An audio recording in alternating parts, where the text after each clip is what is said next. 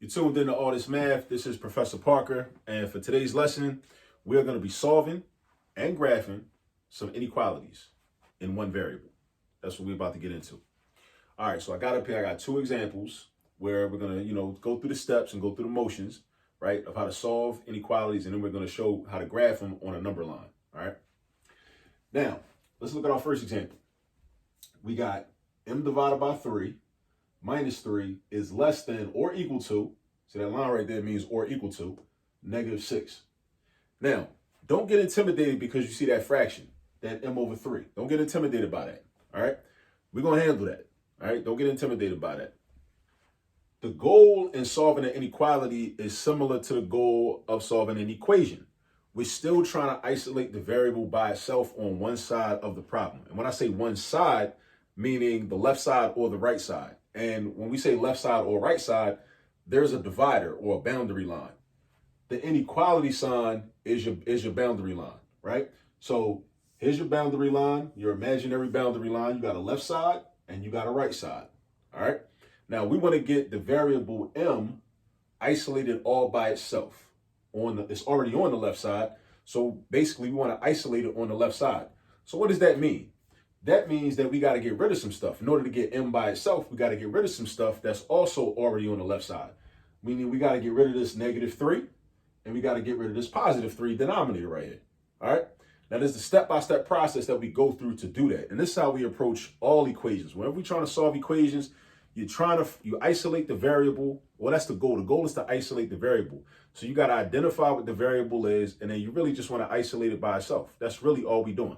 Now, some problems are longer than others. Some are shorter than others. When the problems are long, you just have to do it. You have to go through more steps in order to isolate the variable. When the problems are shorter, you go through less steps to isolate the variable. That's really all it is to it.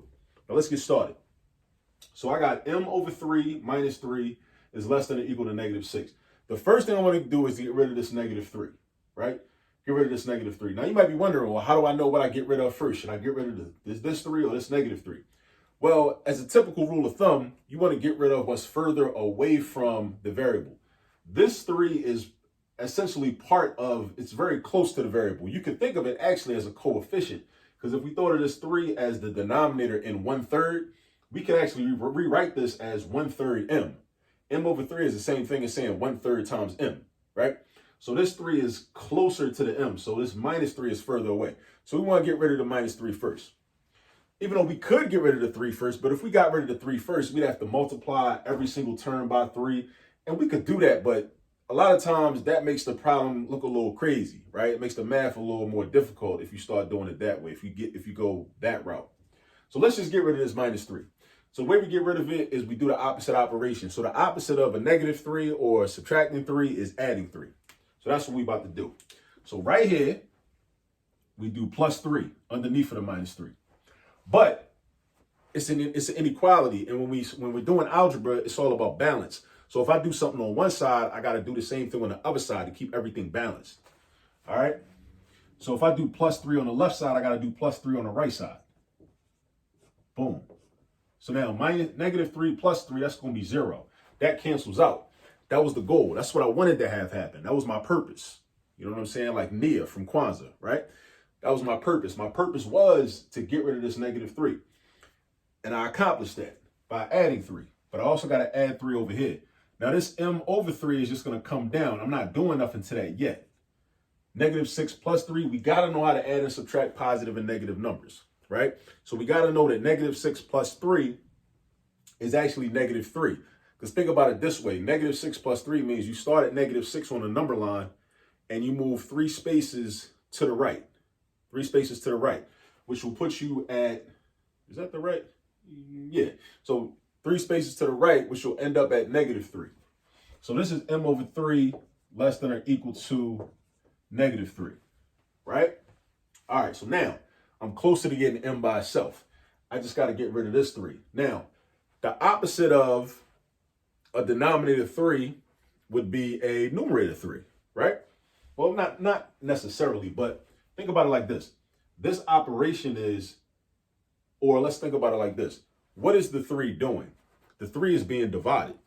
So you got to ask yourself, what's the opposite of dividing something? The opposite of dividing something is multiplying something. So the way we're going to get rid of this 3 is we're going to multiply this by 3. And then on the other side, because remember, balance, it's all about balance. We're going to multiply this by 3 also. So this 3 cancels with this 3. Boom. They turn into 1s, which is really just 1m over 1, which is just plain old m. And we got m is less than or equal to, not positive 9, but negative 9, because a negative times a positive always yields you a negative product. So we got m is less than or equal to negative 9. That's the solution. And what does that mean, though? That means that any value for m that is either equal to negative 9, so that means negative 9 is a solution, because this is less than or equal to. So negative 9 is a solution, but not just negative 9, though.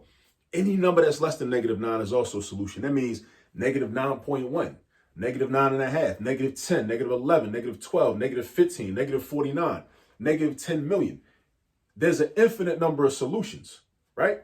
But negative 9 is what we call our boundary value or our boundary point. All right. So negative 8 is not a solution. 0 is not a solution. None of the positive numbers are solutions. None of that. You got to have, it's got to be less than or equal to negative 9. So now let's do our graph. It's going to be a little number line. You can put these lines on here, but really what I do when I do my graph, this is my boundary point, this negative 9. I put the negative 9 right here, and I just write the numbers that are around the boundary point. So to the right of negative 9 is going to be negative 8, negative 7, negative 6. To the left is going to be negative 10, negative 11. And I gotta make a decision. At negative 9, I gotta draw a circle above negative 9, right? But the question is that circle gonna be an empty circle, or is it gonna be a shaded in circle? Now, because m is also equal to negative 9, it's gonna be a shaded in circle. It's gonna be a shaded in circle. So whenever your value, your boundary point is also equal to that value, you're gonna shade that circle in. That's what you do. All right, so I draw my circle and I shade it in like this. But then also, not only is negative 9 a solution, but every number that's less than negative 9 is a solution, because this says that m is less than or equal to negative 9. So then I ask myself, well, on my number line, where are those numbers at? Are they to the right or are they to the left? Well, I happen to know that when we deal with number lines, the numbers get smaller as you go to the left. It might seem strange because you say, well, that's a 10 and that's an 8. But remember, we're on the negative side, though. We're on the negative side, right? We're not on the positive side. On the positive side, 10 is more than 8. But on the negative side, negative 10 is less than negative 8. So what I like to do is this. I go up and then draw my arrow like that. A lot of textbooks, they'll just shade on top like this. And you can do that too if you want to. It's all good, you know. But this is the graph, though. So this is how you solve it. We solved it basically the same way that we would solve an equation, right? Even though it's an inequality. And then we draw the graph this way. But as we're doing this work, we got to ask ourselves questions and answer those questions for ourselves in order to arrive at the correct answer. So when we're doing math, we got to basically have an internal dialogue, and everything's got to make sense. All right. Now let's slide over here to number 2. Check this out.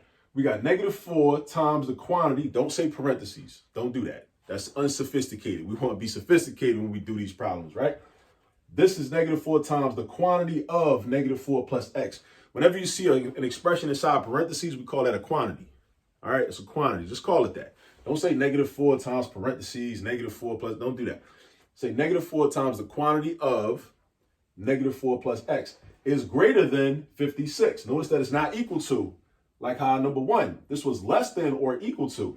This is only greater than 56. All right. So again, we're going to solve this similar to the way we would solve an equation. The first thing I like to do, even though we don't have to do it this way, I want to get rid of these parentheses. That's just me. I like to get rid of parentheses first. We don't have to do it that way. Somebody might be like, well, I want to get rid of the negative 4 by doing division, divided by negative 4 on both sides. Somebody might want to do that. That's cool. But I'm gonna handle it a different way. I'm going to distribute this negative 4 to this negative 4. And I'm going to distribute this negative 4 to the x. So now I got negative 4 times negative 4. Now remember, when we're doing multiplication, if our signs are the same, whether we got 2 positives or 2 negatives, our product is always going to be a positive number. So negative 4 times negative 4 is positive 16. And then negative 4 times x is negative 4x. And then we got greater than, or is greater than rather, 56, right? So now I'm still trying to isolate x. I should have said that before, but I'm still trying to isolate the variable regardless, right? So I'm trying to get this x by itself. So I need to get rid of this negative 4 and this 16. I'm gonna get rid of the 16 first, because remember, because again, it's further away from the x. So I'm gonna get rid of the 16 first. So I gotta ask myself, well, how do I do that? In order to know how to do that, I gotta know what the 16 is doing. The 16 is kind of basically just like chilling, just right there, right? It's not being subtracted. The negative 4x is being subtracted. The 16 is just there, but it's a positive 16. Keep that in mind, it's a positive 16. So then you say to yourself, well, what's the opposite of a positive 16? The opposite of a positive 16 is a negative 16. So that means we got to subtract the 16. And as you do enough of these problems, you're going to realize you keep doing the same thing over and over again. And that's how it sinks in. And that's how you're going to master this. You're going to master solving equations. You're going to master solving inequalities. And you're going to realize that this is light work, right? But you got to do the problems, though. 16 minus 16 is going to be 0. That's what we wanted, right? Negative 4x greater than 56 minus 16 is 40. And then I got to get rid of that negative 4. Now I get rid of that negative 4 by doing division. Now, how do I know to divide? Because negative 4x means negative 4 times x, multiplication, right? So we got to do the opposite of multiplication. The opposite of multiplication is division. So we're going to divide by negative 4 and divide by negative 4. But check this out, though. This is the one way that solving inequalities differs from solving equations, right? The one way.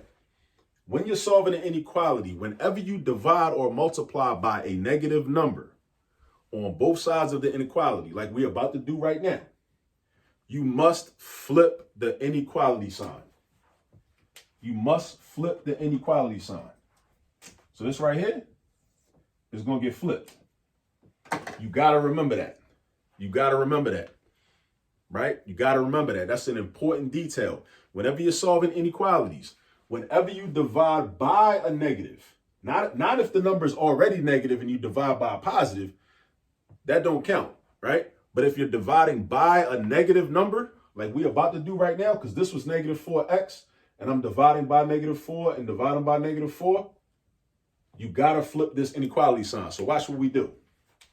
Negative 4 divided by negative 4 is 1. These become 1s. 1x over 1 is just x. I flip the inequality sign. Now it's not greater than. Now it's going to be less than. What's 40 divided by negative 4? Well, 40 divided by 4 is 10. But when I divide a positive by a negative, the signs are different. So my quotient, just like with multiplication, is going to be negative. So I got negative 10. X is less than negative 10. So any number less than negative 10, not including negative 10, is a solution. So that means negative 11, negative 12, negative 10.1. Any number less than negative 10, negative 50, negative 90, negative 100, negative 10 million. Any number less than negative 10 is a solution. So I'm going to draw my number line so I could graph this. Put some lines on here. I got negative 10, negative 11, negative 12, negative 9, negative 8, negative 7. I got my negative 10, draw my circle, right? Now, I got to ask myself a question. Should I leave that circle open like that? Or should I shade it in? This is not also equal to, so I don't shade it in. You only shade the circle in if it's also equal to that boundary point. If that boundary point is equal, or the variable is equal to the boundary point. It's not. The variable is only less than that. So that means that this is not a solution. Everything to the left is a solution because everything to the left is less than negative 10. Boom. There you go. So it's not like number one. With number one, m was also equal to negative 9. So m was equal to negative 9, and also m was also less than negative 9. So that's why negative 9 was shaded in. But x is not equal to negative 10. So that's why negative 10 is not shaded in. All right? And these are just a couple of examples. But as I say, I broke it down for you. I showed you how to do these problems step by step. So whenever you see an inequality, well, if you already understand how to solve equations, then you know how to solve inequalities, and you also know what questions to ask yourself to ensure that you get the correct answer, and you know how to draw the graphs. But you got to put the work in. You got to put the time in. You do the practice problems in order to make sure that you'll be able to get these right, you know, and really master this skill. All right, because this is one of the many skills in algebra, you know. So if you haven't subscribed to the YouTube channel, make sure you go ahead and subscribe to the YouTube channel. Hit the post notifications button so you'll be alerted when I put out new content, because we're going to be putting a lot of new content out in 2022 especially. Also, share this video. Tell somebody about it. You know, like the video if you gain some value from it. You know, if you learned something. If I broke it down in a way that, you know, maybe your teacher didn't break it down, that's cool. You know, tell your teacher about this page. You know, maybe it can help them, you know, while you're doing your lessons in class. And as always, do remember, there's all this math all around you. See you next time.